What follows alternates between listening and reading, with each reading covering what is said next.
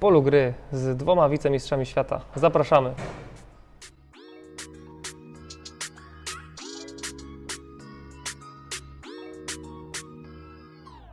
Witamy Was w kolejnym odcinku na naszym kanale. Dzisiaj wracamy z formatem, który już zagościł u nas, czyli w polu gry, a ze mną jest Jakub Kuryło. Cześć wszystkim. Witam drużynowego wicemistrza świata, ale też czwarty junior na świecie. Brzmi, prawda, dumnie. Chciałem Cię zapytać na wstępie, jak oceniasz tak już na chłodno te Mistrzostwa Świata w Elwie w Estonii? No wiadomo, że oceniam bardzo dobrze. No, cała nasza kadra juniorska spisała się, myślę, bardzo dobrze.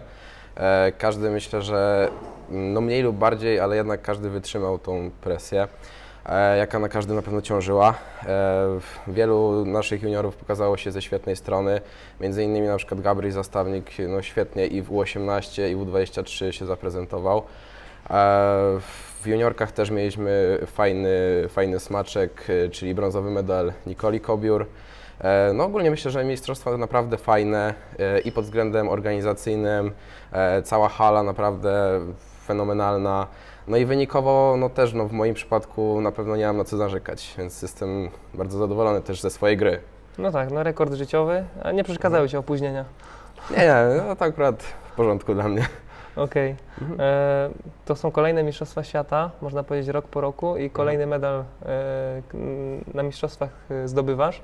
I chciałem Cię zapytać, w jaki sposób przygotowujesz się do mistrzostw i może takie pytanie, jak to jest, że zazwyczaj trafiasz akurat z formą w ten właśnie właściwy okres?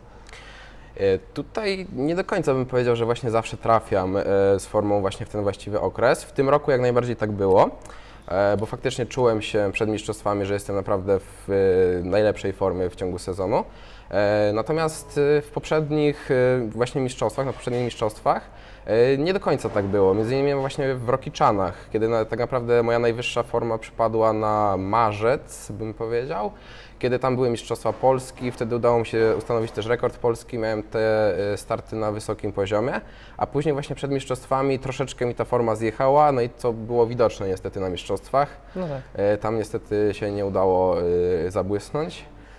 W przypadku na przykład Pucharu Świata Młodzików w 2017, tam też tak naprawdę 2 tygodnie przed mistrzostwami no start w Lesznie był chyba najsłabszym moim startem w ogóle w karierze.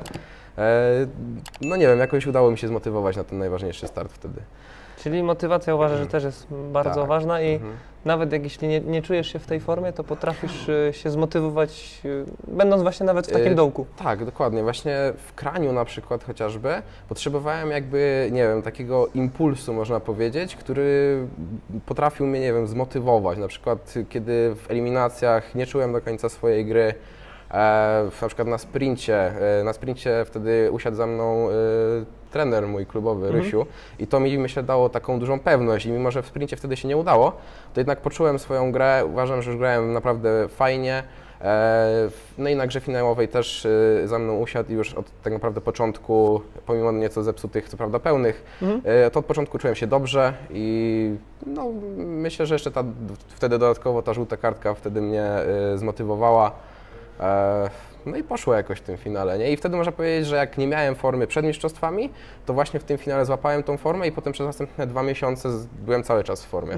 No Czyli tak. czasami potrzebuję takiego jednego startu, gdzie jakiś mi bodziec wyjdzie, pewien, taki bodziec, że mi coś wyjdzie i już idzie potem gładko. No też w sumie fajnie wspominasz o tym, bo ważny jest ten taki też feeling, takie porozumienie z trenerem. Ty mówisz, że tutaj w przypadku Rysiu pomógł Ci bardzo Tak, w Kraniu, więc to też jest ważne, kto za Tobą siedzi, bo de facto Twój trener klubowy zna Cię najlepiej.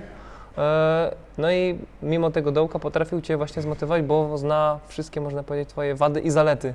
Tak, najbardziej wie, na co zwrócić uwagę w danym momencie. Tutaj nie ujmując trenerom kadry, bo oni nas obserwują i tak dalej, ale Tak, właśnie tak, w takich najbardziej. momentach właśnie kryzysowych chyba właśnie najlepszy jest taki trener klubowy. Tak, wie, w które miejsce uderzyć, żeby było dobrze. Tak. A wspomniałeś o Mistrzostwach Świata w Rokiczanach, no i to były chyba Twoje na razie najsłabsze mistrzostwa jak dotąd, tak przynajmniej z mojej perspektywy. Tak, raczej tak. No i chciałem Cię zapytać, czy teraz z takiej perspektywy czasu zauważasz, gdzie popełniłeś być może błąd w przygotowaniach i czy wyciągnąłeś z tego jakieś wnioski? Myślę, że wnioski jak najbardziej jakieś tam wyciągnąłem. Zawsze z każdej imprezy wyciąga się wnioski. A gdzie popełniłem błąd? Tutaj no nie powiedziałbym, że gdzieś może popełniłem błąd. No, było to po prostu, no może nie pech, może po prostu gdzieś tam coś nie zaskoczyło akurat w tym najważniejszym momencie, może gdzieś tam jakaś trema, no bo jednak to były tak naprawdę pierwsze mistrzostwa świata, gdyż no, w Pucharze Świata jednak jest mniej tych uczestników, jednak aż ta trema nie jest tak duża, tutaj większy doping był i tak dalej, może też to zaważyło. Okej. Chciałem Ciebie też zapytać, czy w jakiś sposób w ostatnim czasie albo w sezonie pracowałeś nad mentalem i nad swoim zachowaniem gdzieś tam na torach w trakcie gry? Bo osobiście ja uważam, jak widzę Cię na zawodach i widzimy się często, że pewne przemiany w stosunku do ostatnich sezonów jakieś przeszedłeś, takie według mnie na plus. O. Tak, tutaj znowu się odwołam do trenera Rysia. Też mi właśnie mówił, bo ja jak zaczynałem swoją grę, to też było tak, że często tak jakoś żywiołowo reagowałem, gdzieś tam tańczyłem na torach czy coś takiego. No i niejednokrotnie dostałem opierdziel właśnie od niego za to, że no za dużo tego jest niepotrzebne po prostu. No, jak rzucam 9 i nagle zaczynam się cieszyć i potem jest na przykład środek, nie? Jest dekoncentracja i no, nie tędy droga, nie? A tutaj no, trzeba się jednak bardziej skupić w tych właśnie szczególnie najważniejszych startach. Jasne, Tak, czyli tu była praca z trenerem klubowym. Tak, jak najbardziej. Zwrócił na to uwagę. Czyli fajnie, bo ja uważam, że względem właśnie poprzednich sezonów duży postęp jak dla mnie zrobiłeś i zupełnie inaczej też mówisz o kręglach i inaczej o swoich rywalach i tak dalej. Przynajmniej ja mam takie wrażenie, że, tak, to też na pewno że się gdzieś zmieniło, tam coś tam w taka głowie. dojrzałość, nie? Weszła w ten taki w twój nawyk, można powiedzieć, Tak, w trakcie gry.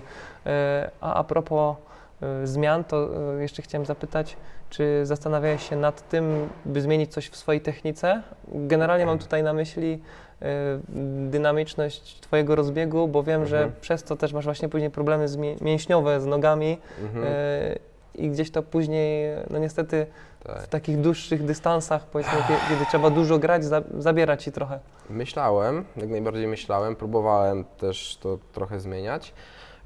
Tylko że też jak zwalniałem na rozbiegu, to też no, nie czułem swojego rzutu. No, wiem, że na pewno trzeba było poświęcić na to tam kilkanaście lub kilkadziesiąt treningów, żeby na przykład grać wolniej i na takim samym poziomie. No, na pewno można to zrobić, bo między innymi Willi Zawarko też tak zmienił ostatnio tą dynamikę, swój rozbieg, że gra dużo wolniej na rozbiegu. No być może teraz właśnie jest taki okres czasu, wakacje, nie ma takich ważniejszych startów, jest te 2 miesiące powiedzmy, kiedy można popracować coś na treningu, nad tą techniką. No, wiadomo, to jest skuteczne i to działa i ciężko z tego rezygnować, no bo widzisz, że to przynosi efekty i cały czas się rozwijasz jako zawodnik i twoje wyniki idą w górę. Natomiast no, też chodzi o zdrowie, żeby zadbać o siebie, żeby być, można powiedzieć, takim długowiecznym zawodnikiem. Tak, szukam czegoś, żeby to jakoś zażegnać ten problem. No zobaczymy jak się to jeszcze potoczy. Na pewno będę się starał temu zapobiec. Okej, a to może odbiegając już od tematu techniki i popraw, jakie jest twoje takie największe kręglarskie marzenie? Zawsze moim marzeniem od dziecka było być w czymś najlepszym i odkąd zacząłem grać w kręgle na takim bardziej profesjonalnym poziomie, to zawsze chciałem zostać mistrzem świata indywidualnym. I to tak myślę najbardziej. Ale też na pewno moim marzeniem też było stanąć na podium, jeśli chodzi o drużynowy występ. Czyli jedno z moich marzeń się może powiedzieć spełniło w Elwie. Zawsze oglądałem te drużyny, ktoś tam biją o ten medal, potem ta radość całego zespołu. No bo wiadomo, jak ktoś to będzie medal powiedzmy indywidualnie, to też jest radość całej kadry, ale jednak inaczej to jest. Fajne jest, jak się cała drużyna cieszy. Jak cała drużyna się cieszy tak samo, bo cała drużyna zdobędzie medal. Jeszcze tak samo jak u nas na przykład dziewczyny cieszyły się razem z nami, to było bardzo miłe, no i to fajne jest, z ich strony. I to jest, no można powiedzieć, że w drużynie chyba najciężej też zdobyć medal, no bo jednak cała szóstka gra na ten sukces i faktycznie później ta radość jest przeogromna całego teamu i trenerów. Okej. Też już wiemy, że wracacie do Superligi jako Brzesko. Co jest dobrą wiadomością dla naszych polskich kręgli, bo trzeba je rozwijać i oby tych drużyn w lidze było jak najwięcej. I chciałem Cię zapytać o to, jaki jest dla Ciebie cel z drużyną superligową? Czy na coś się konkretnie nastawiasz, czy... Myślę, że ciężko określić taki jednoznaczny cel. Kilku naszych zawodników, można powiedzieć, że teraz powraca po przerwie, więc też nie wiemy dokładnie, na jaki poziom wrócą. Ale myślę, że no idzie ich forma w dobrym kierunku, no bo jak myślę, że jak przyszli, nie wiem, pierwszy raz po tej przerwie, no to grali dużo gorzej, a na przykład teraz już się prezentują lepiej, szybko wracają do tej dyspozycji. I myślę, że jak najbardziej jest szansa, żeby tam powalczyć. Czy na coś konkretnego się nastawiam? Myślę, że nie, aczkolwiek no nie wykluczam, że na pewno spróbujemy powalczyć. Trochę namieszać będziecie chcieli. Będziemy chcieli jak najbardziej. Okej. No to prawda, fajnie, że wracają te chłopaki od Was, które grały wcześniej, że jest ten powrót zawodników, którzy mają pojęcie o tym. No i myślę, że pewnie jak dacie im trochę czasu, to też jej wyniki przyjdą. Obiekt super, więc tylko w lidze życzyć Wam pozostaje powodzenia. A jeszcze może tak na koniec, bo wszyscy już wiemy, że masz medal U14 z Pucharu Świata, masz medal U18 indywidualny, masz medal U23 z drużyny, więc teraz chyba przyszedł czas na seniorski medal. Czy czujesz się już na to gotowy? Na Mistrzostwach Świata?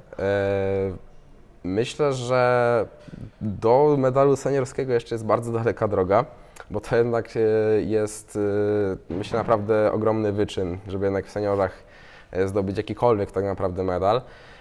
Ale myślę, że jestem gotowy do tego, żeby walczyć już z tymi najlepszymi.